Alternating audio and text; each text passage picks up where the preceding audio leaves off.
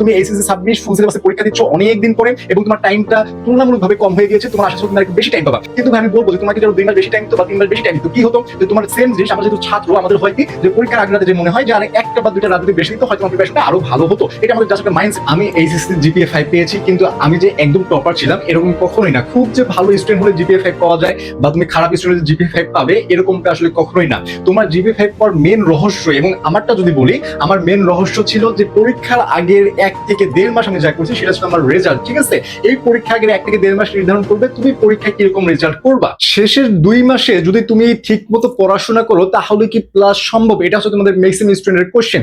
আমি বলবো তুমি যদি শেষ 2 মাস, জাস্ট শেষ 2 মাস তোমাদের আছে আর ধরো 60 দিন, এই 60 দিন তুমি যদি পড়াশোনা করো তাহলে ভাইয়া এখনো প্লাসটা পসিবল। কিভাবে পসিবল সেই বিষয় নিয়ে এবং আমার নিজে আমি যেভাবে প্লাস পেয়েছি সেই বিষয়টা আজকে তোমাদের সাথে আমি শেয়ার করব। এখানে তুমি যে প্লাস পেতে চাও তোমাকে কিছু কিছু জিনিস অ্যাড করতে হবে এবং কিছু কিছু জিনিস তোমাকে অ্যাভয়েড করতে হবে। কোন জিনিসগুলো অ্যাড করতে হবে সেটার আগে আমরা কোন জিনিসগুলো অ্যাভয়েড করতে হবে সেটা আগে দেখে নিই।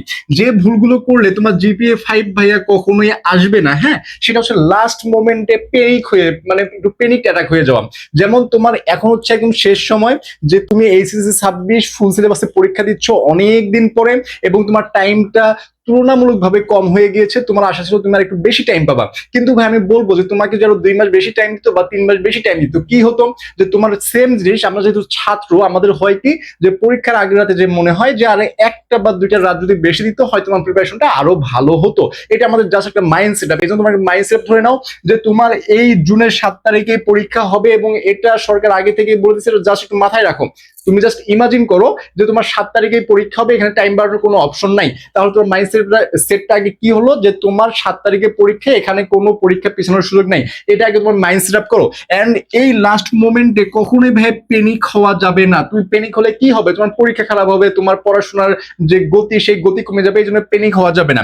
এখন দেখো অনলি রিডিং, আমাদের এই সময়ে সবচেয়ে যেটা বেশি আমরা খারাপ কাজটা করি সেটা হচ্ছে যে ম্যাক্সিমাম স্টুডেন্ট শুধুমাত্র পড়ায়, মানে শুধুমাত্র পড়ে। তো এর সাথে যে আরো একটা জিনিস আছে, লেখা। লেখা কেন? এর নামই তো পড়া লেখা, ঠিক আছে না? স্টাডি মানে পড়া লেখা। তুমি শুধু পড়লে হবে না ভাই, এসে তোমাকে লিখতে হবে। যখন তুমি একটা জিনিস পড়ে সাথে সাথে লিখবা এই জিনিসটা তোমার মাথায় বেশি থাকবে, হ্যাঁ, তোমার মনে থাকবে বেশি। এই জন্য পড়ার পাশাপাশি তোমাকে অবশ্যই লিখতে হবে। তুমি ম্যাথ করো বা তুমি যে পড়াই পড়ো, তুমি ফিজিক্স পড়তেছো, কেমিস্ট্রি পড়তেছো, ইংরেজি পড়তেছো, তুমি উইদাউট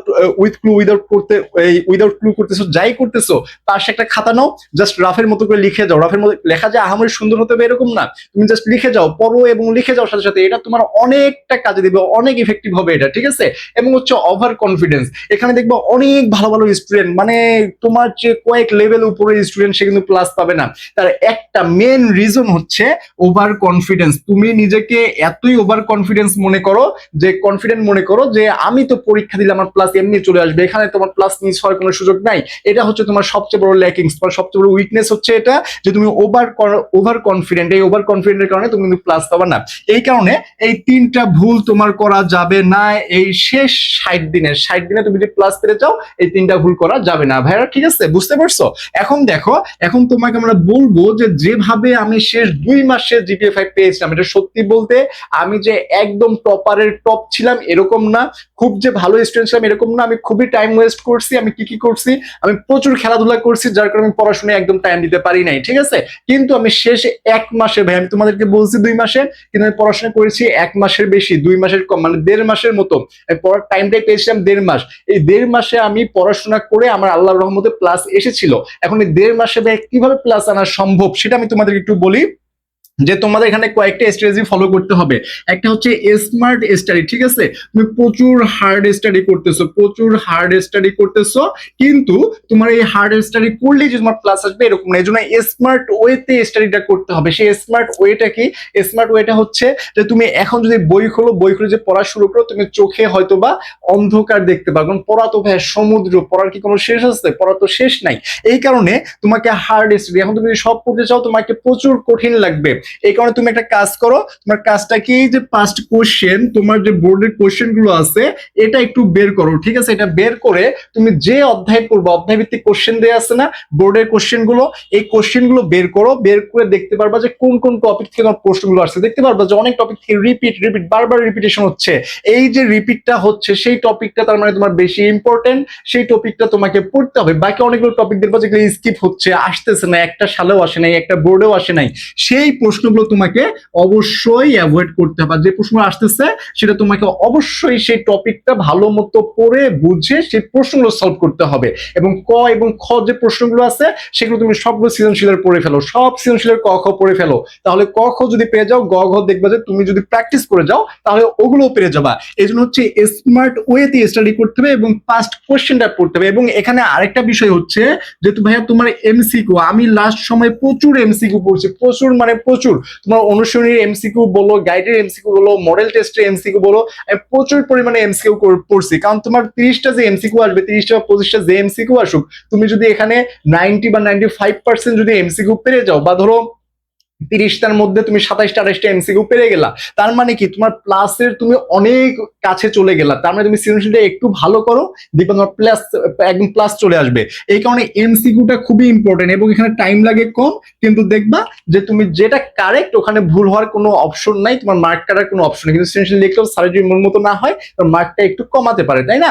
এই জন্য এমসিকিউটা ভাই প্রচুর পড়তে হবে এবং এমসিকিউতে ভালো করতে হবে। প্লাস বা প্রথম শর্ত হচ্ছে এটা যে তোমার এমসিকিউ তোমার 100-তে 100 হতে হবে। মানে নিজেকে যে এটা যদি তোমার মনে হয় যে আমি সব এমসিকিউ পড়ে ফেলছি, এখন পরীক্ষা যদি 30টা আসে 2-1টা তো এক্সেপশন আসবে, বাকি যেগুলো আসবে সেগুলো আমি পারবো, এটা যাতে তোমার মনে হয়। আরেকটা হচ্ছে রিভিশন। ভাই এখন তুমি বলতে পারো ভাইয়া পড়াই তো শুরু করি নাই, রিভিশন আবার কি দিব, তাই না?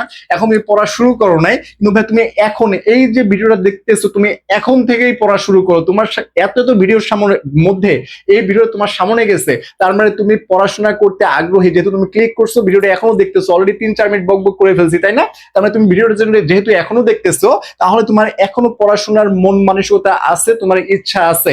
এই জন্য তোমার রিভিশন দিতে হবে না ভাইয়া, তুমি জাস্ট এখন পড়াশোনা শুরু করো। তুমি ধরে নাও তুমি এইচএসসি তুমি পাইছোই 2 মাস, এইচএসসি তুমি পাইছোই 2 মাস, তোমার এখানে 2 বছর টাইম ছিল, তোমার কাছে ছিলই 2 মাস। এখন এই 2 মাসে তুমি কিভাবে পড়বা সেটা তোমার ব্যাপারে, একদম তোমার পার্সোনাল ম্যাটার, এখানে তোমার কেউ ইন্টারফেয়ার করবে না। এখন এই 2 মাসে তুমি পড়াটাকে একদম সাজায় নাও, তুমি প্রত্যেকটা সাবজেক্ট ভাগ করে নাও। এখন কোন সাবজেক্ট আগে পড়বা, যেটা তোমার বেশি হওয়া সেই সাবজেক্ট আগে পড়বা নাকি কম হওয়া সাবজেক্ট আগে পড়বা? অবশ্যই যে সাবজেক্টে তোমার উইকনেস আছে, যে সাবজেক্ট তোমার উইক পয়েন্ট, যে সাবজেক্ট তোমার উইক পয়েন্ট, সেই সাবজেক্টগুলো আগে বের করবা। বের করে একটা শিডিউল করবা যে আগামী 7 দিন বা 8 দিনে আমি এই সাবজেক্টগুলো শেষ করবো, এই সাবজেক্টে এই টপিক এই অধ্যায় পড়ে ফেলবো। হ্যাঁ, সেই উইক যে সাবজেক্টগুলো সেগুলো আগে পড়ে ফেলো। পড়ে ফেলার পরে তারপরে তোমার যেগুলো হওয়া সাবজেক্ট আছে, মানে একটু ভালো সাবজেক্ট থাকে না,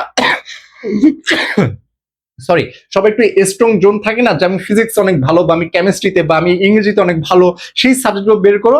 জাস্ট বইটা একটু শেষ করে ফেলো, শেষ করে তুমি যে গাইড তোমার রয়েছে বা মডেল টেস্ট রয়েছে সেটার সিকিউ, এমসিকিউ এবং ক খ অনুধাবন জ্ঞানমূলক যে প্রশ্নগুলো আছে একদম ঝাঁঝরা করে ফেলো। দেখবা তোমার পড়াশোনার যে একটা প্রিপারেশন হবে তুমি নিজেও বুঝতে পারবে না। জাস্ট আজ থেকে পড়া শুরু করো, আগামী 10 দিন পরে তুমি নিজে বলবা যে তোমার পড়াশোনা কতটুকু গেছে, এটা নিজে বুঝতে পারবা। আমি তোমাকে বলতে হবে না, তুমি নিজেই নিজে বুঝতে পারবা। এরপরে দেখো ডিস্ট্রাকশন কন্ট্রোল। এখন তোমার এরকম হবে, তুমি যদি এই যে তোমাকে বললাম এগুলো কোনো ফেক মোটিভেশন না, ঠিক আছে ভাইয়া? কোনো ফেক মোটিভেশন না, কারণ আমিও লাস্ট 1.5 মাসে প্লাস পাইছি, তাই আমি তোমাকে ফেক মোটিভেশন দিব না যে তুমি একদম ফাটাই দমাই 16-17 ঘন্টা পড়ো। 16-17 ঘন্টা পড়া সবার জন্য পসিবল না, আমি নিজেও পড়িনি, আমি নিজেও পড়তে পারি না 16-17 ঘন্টা। হ্যাঁ, এই কারণে তোমাকে বললেই তো হবে না। এই কারণে তোমার এই যে তোমার একটা হতাশা আসবে, তুমি ধরো আজকে পড়লা 7 থেকে 8 ঘন্টা বা 10 ঘন্টা পড়লা, এই যে তোমার মধ্যে দেখবা যে পড়ে তোমার মনে হবে তুমি অনেক কিছু পড়ে ফেলছো, তোমার অনেক ক্লান্ত, তুমি অনেক পরিশ্রম করে ফেলছো, তখন তোমার মধ্যে একটা ক্লান্তি আসবে, একটা ঘুম ঘুম ভাব আসবে। এই যে ডিস্ট্রাকশন, বা তুমি পড়ে দেখবে তুমি কোনো কুল কিনারা পাচ্ছ না, তখন তুমি হতাশ হয়ে যাবা। এটা তোমার মধ্যে কখনোই আনা যাবে না। তোমার মনে রাখতে হবে যে তোমার হাতে এই 2টা মাস টাইম আছে, এই 2টা মাস তোমাকে নিজের সাথে নিজে যুদ্ধ করতে হবে। নিজের সাথে নিজের যুদ্ধ কি যুদ্ধ সেটা ভাইয়া? টেবিলে বসে থাকা যুদ্ধ। তুমি বেডে শুয়ে আছো, বা এই শুয়ে থেকে পড়তেছো, হাঁটতে হাঁটতে পড়তেছো, নো, তুমি চেয়ারে বসো, টেবিলে বসো, খাতা নাও, কলম নাও, সামনে বই নাও, টেস্ট পেপার খোলো, যে ক্লাস তোমার করতে মন চায় সেই ক্লাসটা অন করো, করে তুমি পড়া শুরু করো। ঠিক আছে, টেবিল এবং চেয়ারে পড়াশোনা করতে হবে। তুমি এখন বেডে শুয়ে শুয়ে পড়লে 30 মিনিট পড়ার পর দেখবে ঘুম চলে আসছে, ফোনটা হাতে নিবা, রিলস দেখবে, স্ক্রল করবা।